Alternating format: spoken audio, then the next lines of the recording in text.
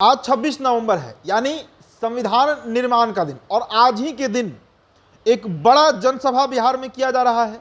ये जनसभा जो है वो बिहार के मुख्यमंत्री नीतीश कुमार के नेतृत्व में हो रहा है। नाम इसका भीम संसद रखा गया है।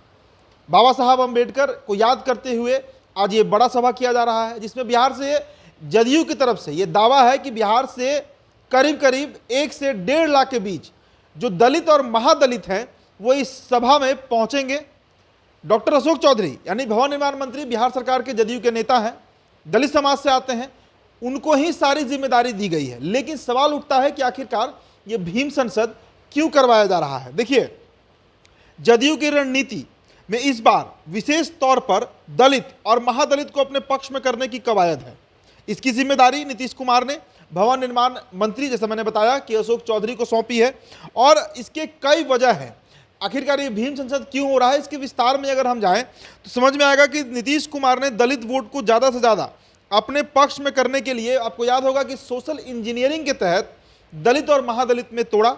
दलित में सिर्फ पासवान रह गए, अन्य सभी जातियाँ, चाहे भुइयाँ हो, मुसहर हो, ऐसी तमाम जातियाँ, नट हो, नटवार हो, पासी हो, ये ऐसी कई जातियाँ हैं जो महादलित में सम्मिलित कर ली गई। बावजूद इसके दलित मतों पर जेडीयू की वो पकड़ नहीं बनी जो नीतीश चाहते थे। बाद में पासवान को भी महादलित में शामिल करना पड़ा। इस कारण से पासवान जाति के लोग नीतीश कुमार के प्रति नाराज हुए। और वैसे भी पासवान जाति के जो लोग हैं वे चिराग पासवान और उसके पहले उनके पिता स्वर्गीय रामविलास पासवान को ही अपना नेता मानते आए हैं। ना सिर्फ नेता मानते आए हैं बल्कि अपना वोट भी देते आए हैं। इसके अलावा राज्यों में दलितों के कद्दावर नेता, मसलन एलजेपी रामविलास के राष्ट्रीय अध्यक्ष चिराग पासवान और हम के संस्थापक जीतन राम मांझी के निशाने पर नीतीश कुमार इन दिनों चल रहे हैं। ऐसे में कैसे इन वोट बैंक में सेंधमारी की जा सकती है। हरिजन वोट अभी भी मायावती के आह्वान पर बीएसपी को पड़ता है।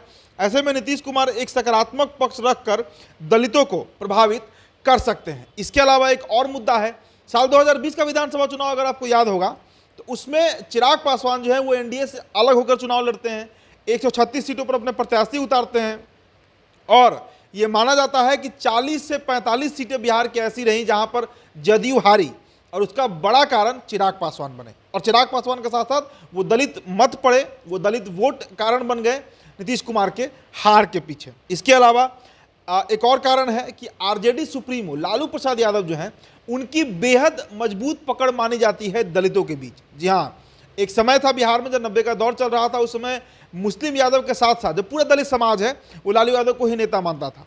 तो आज भले ही वो वोट बैंक छिटका है, लेकिन आज भी दलित जो है वो लालू यादव को नेता मानते हैं। तो उसमें भी सेंधमारी करने की ये प्रयास नीतीश कुमार की हो सकती है। अब देखिए, इसको लेकर तैयारी जो है वो पूरे जोर शोर से चली।